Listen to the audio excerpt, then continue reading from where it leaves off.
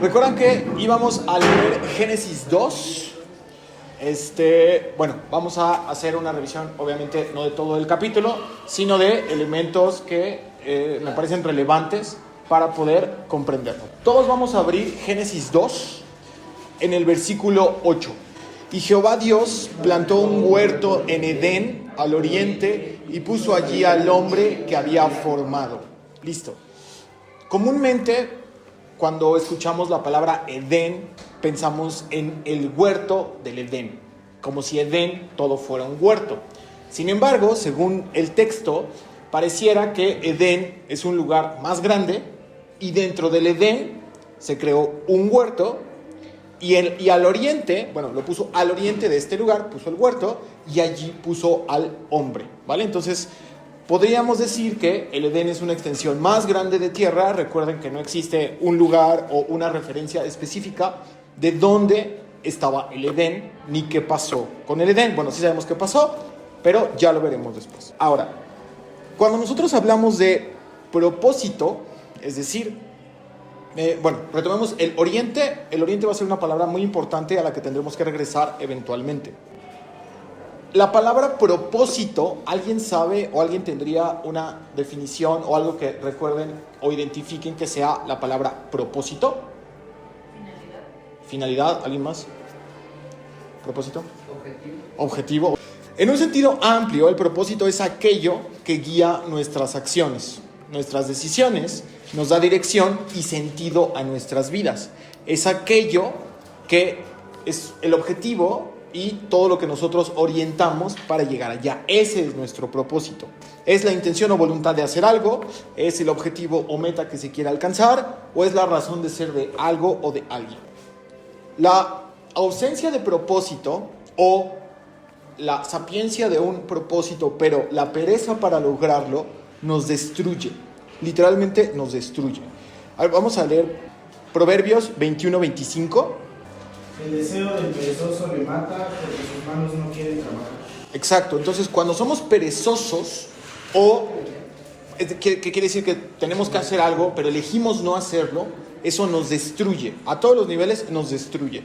Y según la Biblia, según Proverbios, nos mata. Ahora, ¿cuál es el objetivo del hombre al ser creado? Como leímos en Génesis 2, y puso Dios al hombre al oriente del Edén. Bueno, tendríamos que volver tantito a Génesis 1:1, que es el orden y el caos. En el principio creó Dios los cielos y la tierra estaba desordenada y vacía. Identificamos que la creación existe, pero está desordenada, y Dios lo que hace en todo el capítulo 1 es dar orden. Bueno, entonces, la labor de Dios en la creación es establecer orden. Eso es lo que busca Dios, establecer orden. Pero una vez creado el hombre, el crear orden le corresponde al hombre. Dios le delega la tarea de generar orden al hombre. Lo vamos a revisar. En otras palabras, al decirle Dios al hombre, ahora te toca a ti, el hombre se convierte automáticamente en un representante de Dios. Génesis 1, 26 y 27.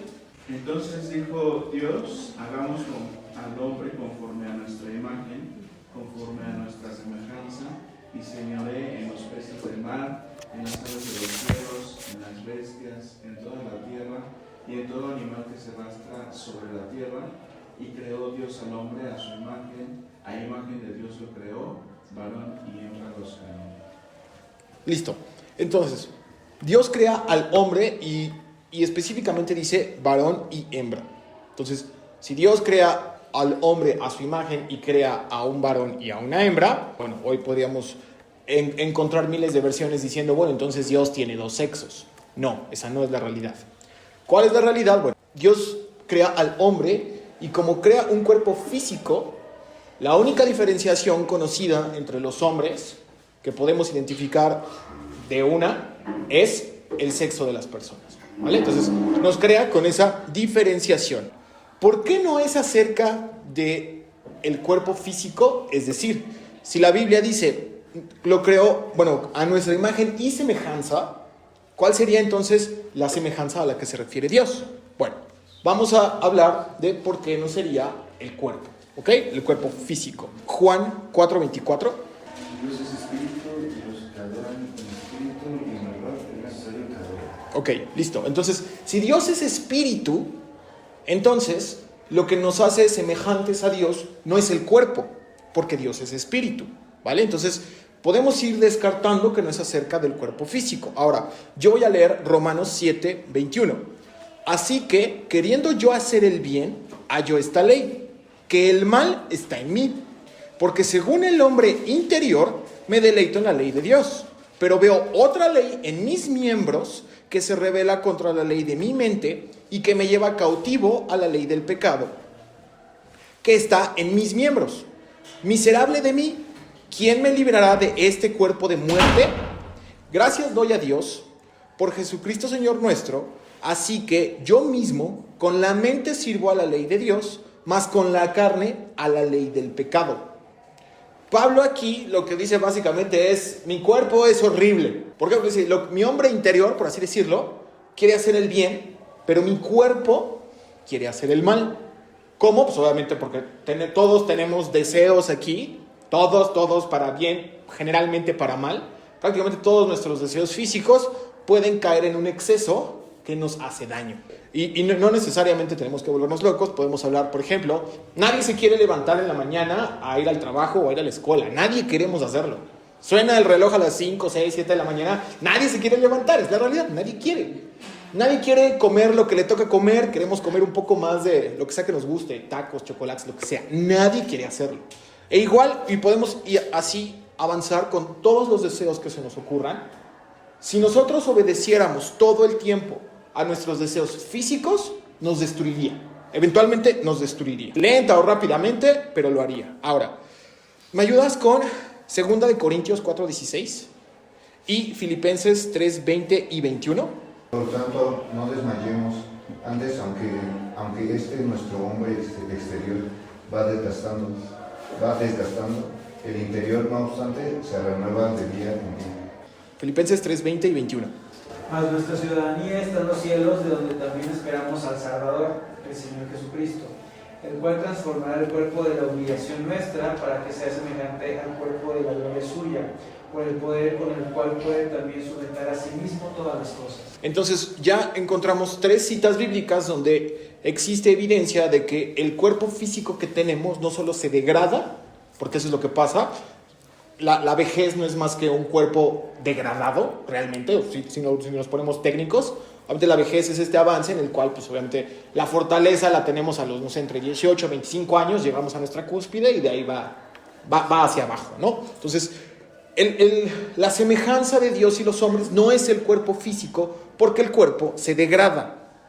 Por eso es que en repetidas ocasiones, Pablo, sobre todo en el Nuevo Testamento, hablará de la carne, por así decirlo, ¿no? Obviamente lo podemos tomar, hoy en día ya les digo, no, los deseos de la carne y cosas así, pero realmente lo que Pablo está pensando atrás es todo esto, el cuerpo que se degrada, el cuerpo que tiene deseos físicos que no me van a llevar a nada bien si no los controlo. A eso se refiere Pablo cuando en cualquier parte de la Biblia leamos la carne. Ahora, concluimos que la imagen y semejanza de Dios con el hombre no se refiere a un cuerpo físico, en primer lugar, porque Dios es espíritu. Y en segundo lugar, porque el hombre, que sí lo tiene, se degrada. Entonces necesitamos, como dice Filipenses, que eventualmente transformará nuestro cuerpo de humillación, así lo dice. Este cuerpo es un cuerpo de humillación, para que sea semejante al cuerpo de la gloria suya, del Señor Jesucristo. Entonces, por eso es que nuestro cuerpo físico es cuerpo de humillación. ¿Qué otros seres vivos tienen cuerpo? Si hacemos esa comparación. Bueno, hay una cima, llamémosle intransitable, una cima imposible de alcanzar entre una y otra, entre aquellos seres que también tienen cuerpo. Es decir, hablemos de los animales. No hay nada posible, nadie podrá, probablemente nunca, seguramente nunca, hacer que un animal pueda interactuar de la manera que nosotros lo hacemos entre humanos, ¿ok? Eso es como muy sencillo, pero es necesario plantearlo. Entonces, volviendo a la pregunta, ¿qué nos hace semejantes a Dios cuando Dios nos creó a su imagen y semejanza? ¿Alguien tendría alguna opción? Tenemos espíritu Ok. Ok. Ok, ¿alguna otra? ¿No? Sí, ok. Si planteáramos pensamiento, sentimiento y voluntad, ¿cómo lo podríamos sustentar con el contenido del texto bíblico? Dios decidió crear al hombre, pensó que era bueno y tuvo en su voluntad poner un árbol que el hombre no tenía. Ok. Entiendo lo que dices, pero no necesariamente sostiene la idea completa del pensamiento, sentimiento y voluntad. Esa respuesta, si bien no le podría llamar incorrecta, esa respuesta esencialmente no existe dentro del texto bíblico. Cuando Dios dice, hagamos al hombre a nuestra imagen y semejanza, realmente no existe un lugar, además de la Biblia, donde nos diga, a esto se refería Dios. Lo único que podemos tomar, entre otras cosas, es la palabra imagen se refiere a algo más como visual, por así decirlo, en términos del hebreo. Y semejanza se refiere a un término más trascendental. Entonces, pero, pues como esa imagen visual, ya dijimos, no puede ser el cuerpo, porque Dios es espíritu, entonces vamos a elegir una de las opciones. Insisto, esto es parte de interpretación. Al final, en el texto bíblico no lo dice, y es una manera de verlo, sí, pensamiento, sentimiento y voluntad. Pero Barnes es un comentarista del siglo XVIII, el cual fue un teólogo y lo planteó de esta manera, que es muy parecida a la que nosotros conocemos, que es la razón, la palabra y la voluntad. Es decir, con la razón podemos percibir cosas concretas a través de nuestra conciencia. Aprendemos verdades abstractas y somos capaces de entender cosas como la moralidad. Esa es nuestra razón. Con la palabra nos damos a conocer o nos expresamos, nos relacionamos entre personas, hablando, establecemos aquellos deseos y podemos comunicarnos. Asimismo generamos ideas y las discutimos entre nosotros. Y por último, la voluntad. Es decir, con la voluntad decidimos y resolvemos aquello que queremos hacer y llevamos a cabo las decisiones que tomamos en los previos dos. Cuando ustedes dicen pensamiento, sentimiento, voluntad, insisto, no es que esté incorrecto, es una manera de interpretarlo. Esta sería otra, que es la razón, la palabra y la voluntad. El hombre es un representante de Dios porque comparte elementos que Dios tomó de sí mismo para asignarlos al hombre. Entonces vamos a leer, yo voy a leer Génesis 2:7, que dice: entonces Jehová Dios formó al hombre del polvo de la tierra y sopló en su nariz aliento de vida, y fue el hombre un ser viviente. Entonces, ¿alguien sabe qué significa Adán? De la tierra, exacto. Tomado de la tierra o suelo. Básicamente, el hombre significa terrícola, que sale de la tierra. Ese es hombre. Es muy importante las palabras que utiliza el autor porque serán trascendentales a través de todo el texto bíblico. Y vamos a ver, cuando dice, Dios formó al hombre ¿de qué? ¿Recuerda aquí? Del polvo de la tierra.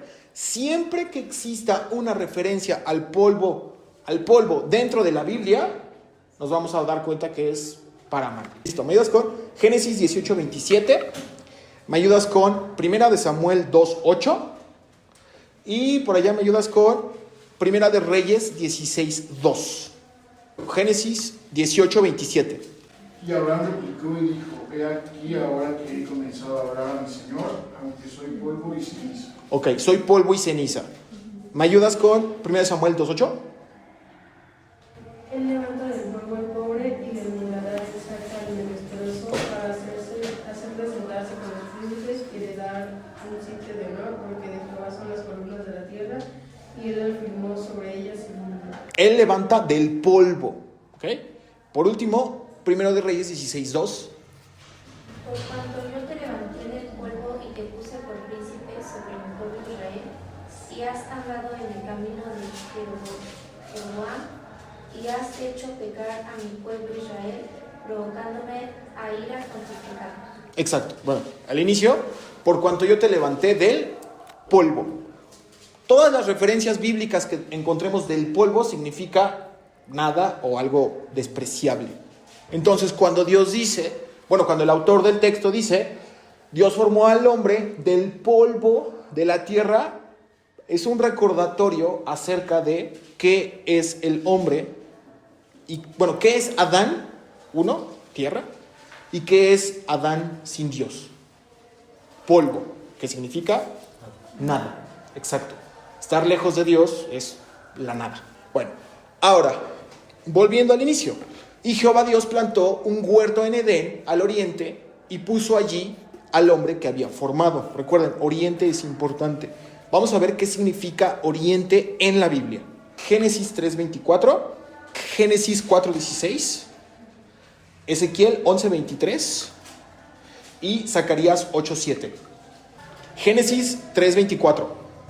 Echó pues fuera al hombre y puso al oriente del huerto del Edén querubines y una espada encendida que se revolvía por todos lados, para guardar el camino del árbol de la vida. Entonces, cuando el hombre es expulsado del Edén, lo echa al oriente, ¿verdad? Lo expulsa al oriente. Génesis 4:16.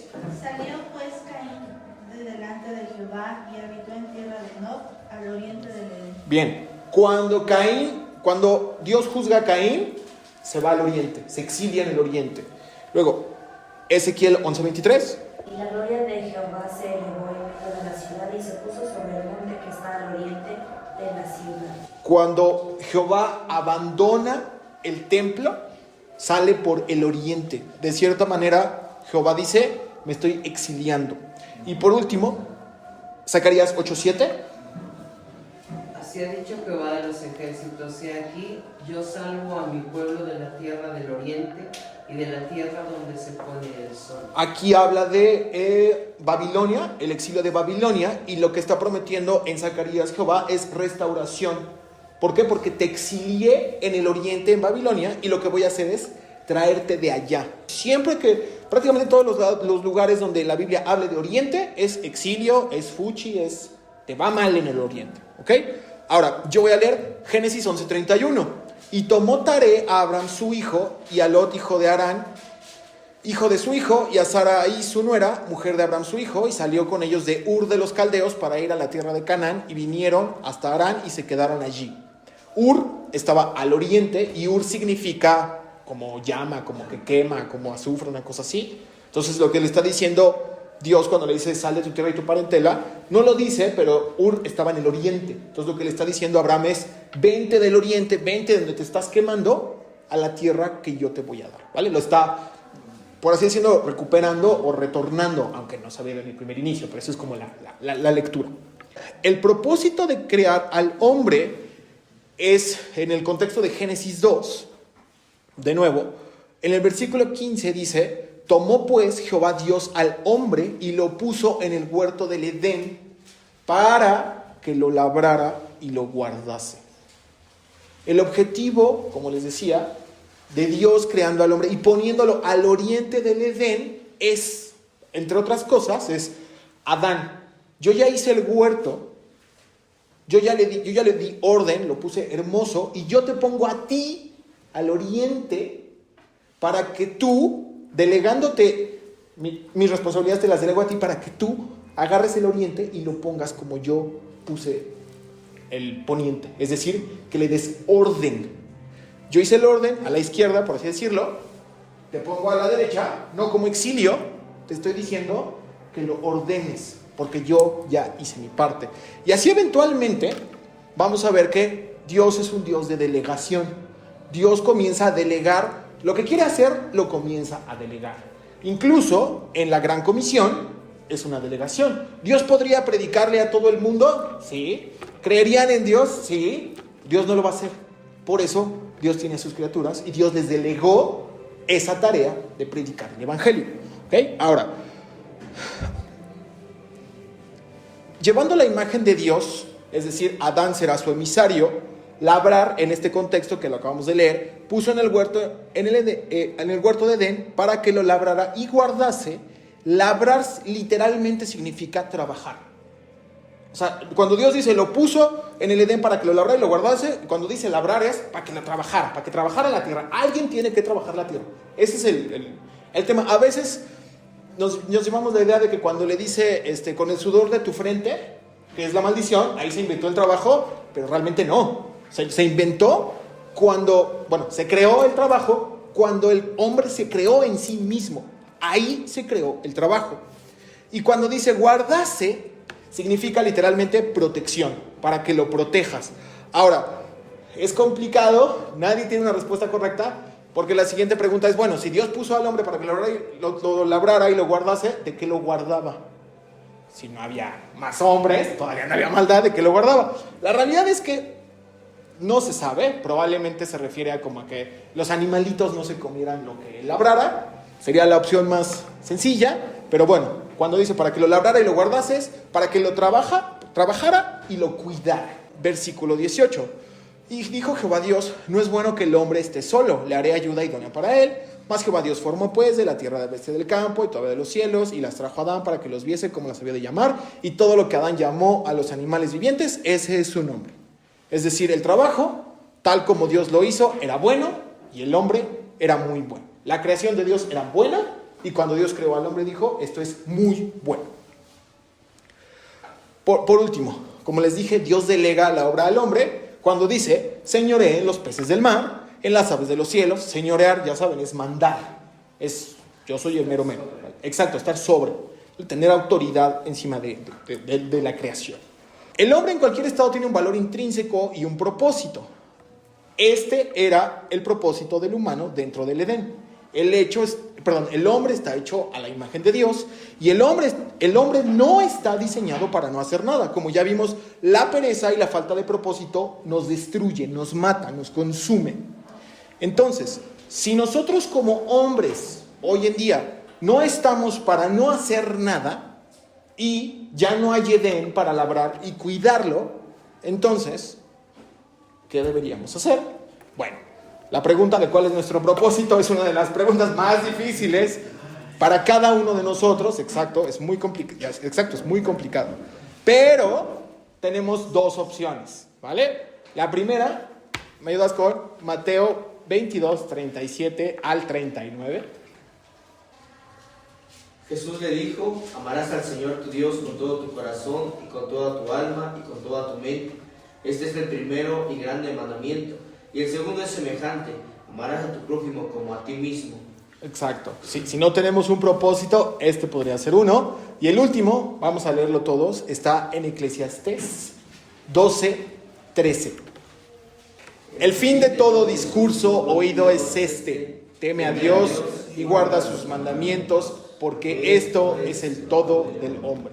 Hoy en día ya no hay Edén que labremos ni guardemos, pero la Biblia también tiene opciones para saber qué podemos hacer nosotros.